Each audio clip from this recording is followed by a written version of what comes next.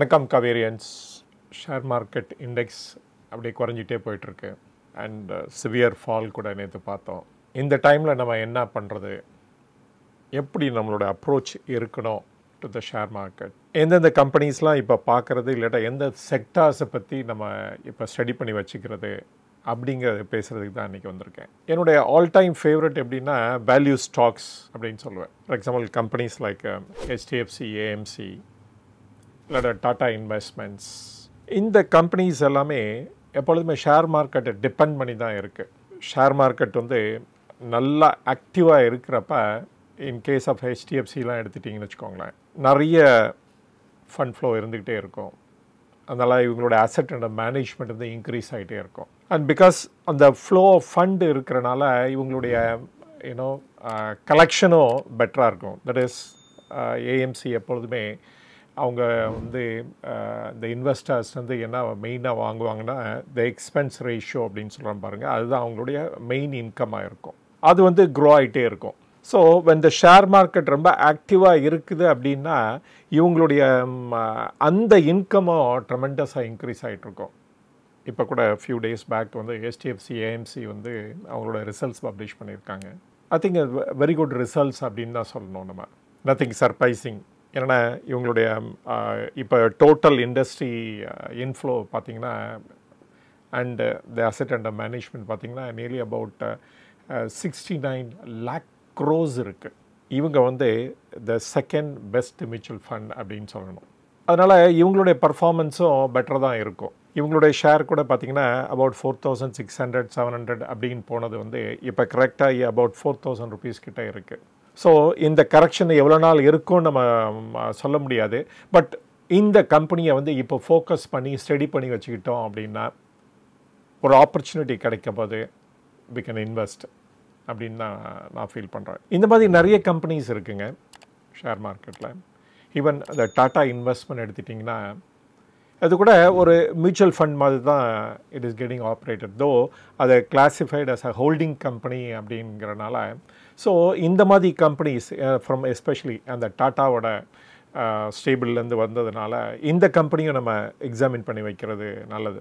ஏன்னா ஒரு 3-4 years bag 1100 அது மாதிரி கோட் ஆகிட்டு இருந்தது. அதுக்கு முன்னாடி பார்த்திங்கன்னா இட்ஸ் அபவுட் 500-600 அது மாதிரிலாம் கோட் ஆகிட்டு இருந்தது. இன்றைக்கி it went as much as 9,000 வரைக்கும் போனது. இப்போ அபவுட் 6,100 அது மாதிரி கோட் ஆகிட்டுருக்கு. இவங்க ஒரு மியூச்சுவல் ஃபண்டு மாதிரி தான் ஆப்ரேட் பண்ணிகிட்ருக்காங்க. த பெஸ்ட் கம்பெனிஸில் டாட்டா இன்வெஸ்ட்மெண்ட் இன்வெஸ்ட் பண்ணிகிட்ருக்காங்க. ஸோ இந்த company more like holding company மாதிரி இருக்கிறனால அது ஒரு டிஸ்கவுண்ட்டில் தான் ஆப்ரேட் பண்ணி ஆகணும். Some normally they say about 30% discount for the holding company அப்படின்னு சொல்லுவாங்க. ஆனால் என்னை பொறுத்த வரைக்கும் இதை ஹோல்டிங் கம்பெனின்னு அந்த ஸ்ட்ரிக்ட் கிளாஸிஃபிகேஷனுக்குள்ளே வராதுன்னு தான் நான் சொல்வேன். நான் it is more investment company அப்படின்னு தான் சொல்லணும். இருந்தாலும் இன்றைக்கி இவங்களுடைய net asset value us on September, ஏன்னா தேர்ட் குவார்ட்டர் ரிசல்ட்ஸ் இன்னும் வரல, 7,200 rupees அது மாதிரி இருக்குது. ஆனால் மார்க்கெட்டில் கோட்டாகிறது பார்த்திங்கன்னா அபவுட் 6,100 அது மாதிரி இருக்குது. Q3 ரிசல்ட்ஸ் ஷார்ட்லி பப்ளிஷ் பண்ணிடுவாங்க அண்ட் டெஃபினட்டாக குறைஞ்சி தான் இருக்கும். நெட் அசெட் வேல்யூவும் ட்ராப் ஆகிறதுக்கு சான்சஸ் இருக்குது. ஏன்னா மார்க்கெட்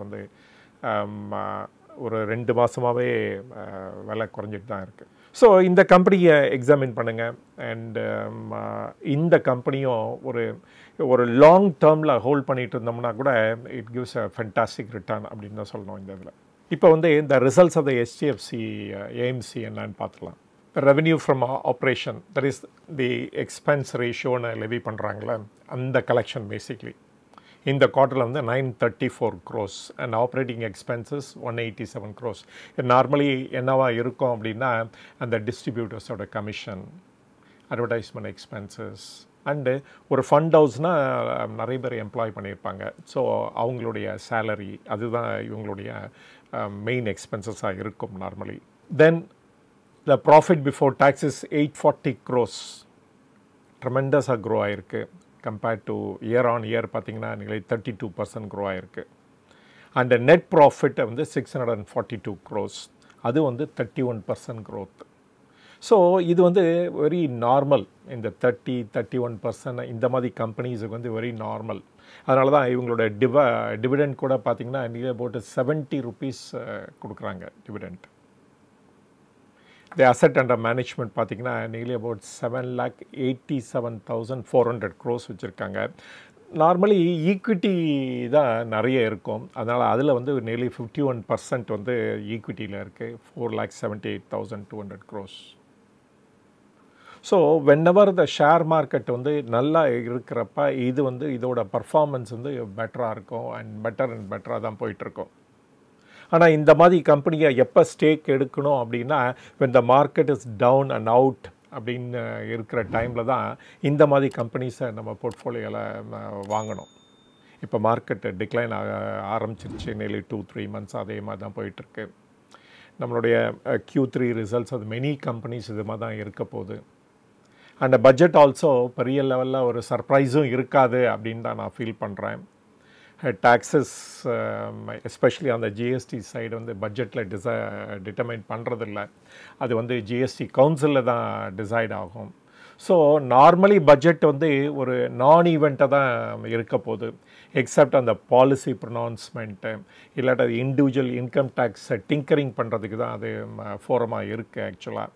ஸோ அதெல்லாம் பண்ணாங்கன்னா நல்லது தான். ஷேர் மார்க்கெட் ஒரு பூஸ்ட் கிடைக்கும். பட் அதர்வைஸே இது வந்து ஒரு ஸ்டேட்மெண்ட் ஆஃப் இன்கம் அண்ட் எக்ஸ்பெண்டிச்சராக தான் ட்ரீட் பண்ணணும் நம்ம. ஸோ இந்த மார்க்கெட் டிக்ளைன் ஆகிட்டே இருக்கிறப்ப இந்த மாதிரி கம்பெனிஸை நல்லா ஸ்டடி பண்ணி வச்சுக்கோங்க. மேபி ஒரு ஆப்பர்ச்சுனிட்டி கிடைக்கும். ஏன்னா India is for the next டிகேடுக்கு India story will be the best story அப்படின்னு நிறைய பேர் சொல்லிகிட்டு இருக்காங்க. ஸோ அது உண்மையாகும். அதனாலேயே இந்த மாதிரி கம்பெனியை நம்ம தெரிஞ்சு வச்சுக்கிறது நல்லது. அண்ட் நாட் ஓன்லி இந்த மாதிரி கம்பெனி, இதர அதர் கம்பெனிஸ் இருக்குது இந்த லைனில். பிஎஸ்சி கேம்ப்ஸு, தென் நிறைய வெல்த் மேனேஜ்மெண்ட் கம்பெனிஸு. ஸோ இந்த மாதிரி கம்பெனிஸ் இப்போ வந்து குறைஞ்சிக்கிட்டே இருக்குது அதோட வேல்யூஸ். ஸோ அந்த மாதிரி கம்பெனியை நல்லா ஸ்டடி பண்ணி அதிலே பெஸ்ட்டு கம்பெனி அப்படின்னு சூஸ் பண்ண ஆரம்பிங்க. ஒரு ஆப்பர்ச்சுனிட்டி கிடைக்கும். அந்த ஆப்பர்ச்சுனிட்டியில் வந்து நீங்கள் பார்ட்டிசிபேட் பண்ணலாம் அப்படின்னு தான் நான் ஃபீல் பண்ணுறேன். இந்த HDFC AMC and Tata investment ரெண்டையும் க்ளோஸாக ஸ்டடி பண்ணுங்கள். ஈவன் டிசம்பர் மாதத்தோட எஸ்ஐபி கான்ட்ரிபியூஷன் பார்த்திங்கன்னா கூட அது வந்து மார்க்கெட்டு குறைஞ்சிக்கிட்டே இருந்தால் கூட அந்த எஸ்ஐபி கான்ட்ரிபியூஷன் மட்டும் குறையலை. அந்த 26,500 தான் இருக்குது. So it is a good news. அதனால் இன்வெஸ்டாருக்கு வந்து புரிஞ்சிருச்சு. என்ன புரிஞ்சிருச்சுன்னா மார்க்கெட் குறைஞ்சிட்டே இருக்கும்போதும் சரி அவங்க வந்து அந்த எஸ்ஐபியை கண்டினியூ பண்ணணும். அப்போ தான் அதை அவங்களுக்கு வந்து ஒரு லாங் ரன்னில் அண்டு கன்சிஸ்டண்ட் இன்வெஸ்ட்மெண்ட்டில் தான் பணம் ஏர்ன் பண்ண முடியும்ன்ட்டு நிறைய பேருக்கு வந்து இந்த இன்ஃபர்மேஷன் போய் சேர்ந்தனாலையும் அந்த எஸ்ஐபி கான்ட்ரிபியூஷன் வந்து அப்படியே கண்டினியூ ஆகிட்டே தான் இருக்குது வித்தவுட் டிக்ளைன். தோ ஒரு மார்ஜினலாக டிக்ளைன் ஆகிருக்குன்னு தான் சொல்லணும் நம்ம. ஏன்னா இந்த டைமில் வந்து நிறைய ஷேர்ஸ் வந்து நல்ல ப்ரைஸில் கிடைக்கும். அதனாலேயும் அந்த அவேர்னஸ் ஜாஸ்தி இருக்கிறனால அந்த எஸ்ஐபி கண்டினியூட்டி ஆகிருக்கு. இதே தான் நம்மளும் ஃபாலோ பண்ணோம் அப்படின்னு நான் ஃபீல் பண்ணுறேன் நான். அண்ட் அதே சமயத்தில் எஸ்ஐபி நம்பர் ஆஃப் அக்கௌண்ட்ஸ் பார்த்திங்கன்னா அதுவும் இன்க்ரீஸ் ஆகிட்டுருக்கு. ஆனால் அந்த ரேட் ஆஃப் க்ரோத்தில் வந்து கொஞ்சம் தடுமாற்றம் இருந்தால் கூட பட் ஓவராலாக பார்க்குறப்ப அந்த எஸ்ஐபி நம்பர் ஆஃப் அக்கௌண்ட்ஸும் இன்க்ரீஸ் ஆகிட்டுருக்கு. இதெல்லாம் நமக்கு ஐ ஓப்பனிங் நியூஸ் அப்படின்னு தான் சொல்லணும் நம்ம. ஸோ நம்மளுடைய கான்சன்ட்ரேஷன் ஆன் ஷேர் மார்க்கெட் எப்படி இருக்கணும் அப்படின்னா இந்த ஈவன் அந்த மார்க்கெட் டவுன் ஆகிட்டு இருக்கும்போது கூட அதில் நல்ல ஸ்டாக்ஸை எக்ஸாமின் பண்ணி அதில் எப்படி நம்ம ஸ்டேக் எடுக்கலாமா இல்லையா அப்படிங்கிறது வந்து கண்டினியூ பண்ணிகிட்டே இருக்கணும். அதுதான் இந்த சக்ஸஸ் இன் ஷேர் மார்க்கெட்டுக்கு அது ரொம்ப உறுதுணையாக இருக்கும் அப்படின்னு நான் ஃபீல் பண்ணுறேன் நான். பட் HDFC AMC அப்படின்னா ஒன்லி ஈக்விட்டியில் மட்டும் இன்வெஸ்ட் பண்ணுறதில்ல. அவங்க வந்து டெட் ஃபண்ட்லேயும் இன்வெஸ்ட் பண்ணுறாங்க. லைக்வைஸ் த லிக்விடிட்டி ஃபண்ட் அப்படின்னு சொல்லுவாங்க. ஸோ அது கூட நம்ம நிறைய வீடியோவில் டிஸ்கஸ் பண்ணியிருக்கோம். அண்டு இதை தவிர யூலிப் அண்ட் அதர் இன்வெஸ்ட்மெண்ட்ஸும் இருக்குது. அண்ட் இதில் வந்து ஆக்டிவ்லி மேனேஜ்டு ஃபண்ட்ஸும் இருக்குது, தென் இடிஎஃப்ஸும் இருக்குது. So in addition to that இவங்களது என்பிஎஸ் ஃபண்டை கூட இவங்களுக்கு வந்து மேனேஜ் பண்ணிகிட்ருக்காங்க. ஸோ இவங்களுடைய போர்ட்ஃபோலியோ பார்த்திங்கன்னா ரொம்ப wide and the second best mutual fund in India அப்படின்னு சொல்லலாம். ஆர் ரதர் பெஸ்ட்டுனோட த லார்ஜஸ்ட் ஃபண்ட் இன் இந்தியான்னு கூட சொல்லலாம். அந்த லிஸ்டட் ஸ்பேஸில் பார்த்திங்கன்னா இவங்களுடைய performance is the best. Next company நான் இன்றைக்கி எதை பற்றி பேச வந்திருக்கேன் அப்படின்னா, நேற்று போட்ட வீடியோவில் கூட இதை பற்றி சொன்னேன். டிக்ஸான் அண்ட் ஜொமேட்டோ வந்து தனியாக செப்பரேட்டாக டீல் பண்ணி ஆகணும் அண்டு அப்படின்னு சொன்னனால இந்த டிக்ஸானை பேசுகிறதுக்காக இன்றைக்கி வந்திருக்கேன். அஃப்கோர்ஸ் டிக்ஸான் அப்படின்னா இது வந்து ஒரு லார்ஜஸ்ட்டு இந்த எலக்ட்ரானிக் மேனுஃபேக்சரிங் சர்வீஸ் இண்டஸ்ட்ரியில் அப்படின்னு சொல்லணும். அண்டு இவங்களுடைய பர்ஃபார்மன்ஸ் ஒரு பீரியட் ஆஃப் டைம் பார்த்தோம்னா எஸ்பெஷலி அந்த டாப் லைனில் தான் சொல்லணும். அண்ட் அந்த ரெவென்யூ பார்ட் ஆஃப் இட் வந்து நல்லா க்ரோ ஆகிட்டே இருக்காங்க. இன்ஃபேக்ட் இந்த ஃபினான்ஷியல் இயர் 25 இவங்களுடைய பர்ஃபார்மன்ஸ் வந்து எக்ஸலண்ட்டாக தான் இருக்கும் அந்த டாப் லைன் பார்த்தோம்னா. ஸோ அவங்க வந்து ட்ரெமெண்டஸாக க்ரோ பண்ணிகிட்ருக்காங்க. ஆனால் அந்த பாட்டம் லைன் பார்த்திங்கன்னா there is a profit after tax பார்த்திங்கன்னா அதில் வந்து ஒரு சிக்னிஃபிகண்ட் ஃபால் இருக்குது. In fact half of the previous quarter அப்படின்னு நான் சொல்லணும்.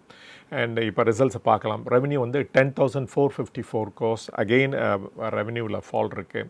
அண்ட் எபிட்டாவில் வந்து 398 crores and EBITDA margin is 3.8. நான் வந்து எலக்ட்ரானிக் மேனுஃபேக்சரிங் சர்வீஸ் இண்டஸ்ட்ரியை பற்றி நான் பேசும்போது நான் அடிக்கடி ஒன்று சொல்லுவேன். இவங்களோட இதெல்லாம் பார்த்திங்கன்னா ப்ராஃபிட் மார்ஜின் ரொம்ப ஸ்மாலாக இருக்கும்.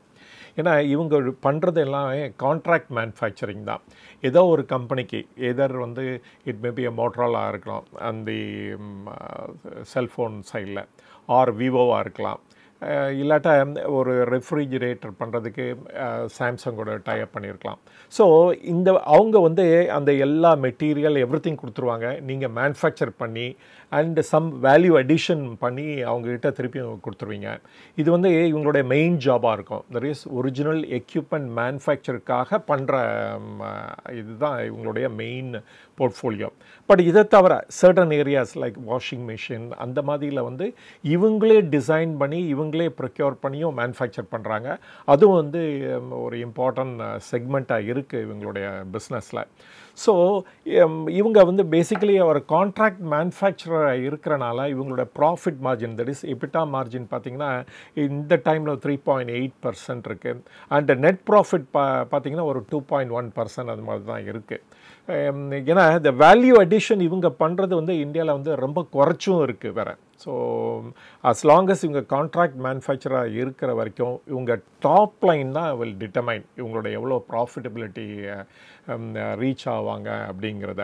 ஸோ அன்லெஸ் அந்த கம்பனண்ட்ஸ்லாம் இந்தியாவில் மேனுஃபேக்சர் பண்ணி அதுலேயும் இவங்களுக்கு வந்து ஒரு பெரிய ரோல் இருந்தால் தான் அந்த மேனுஃபேக்சரிங் பண்ணுறதுக்கு அப்போ தான் இவங்களோட ப்ராஃபிட்டபிலிட்டி இன்க்ரீஸ் ஆகும்.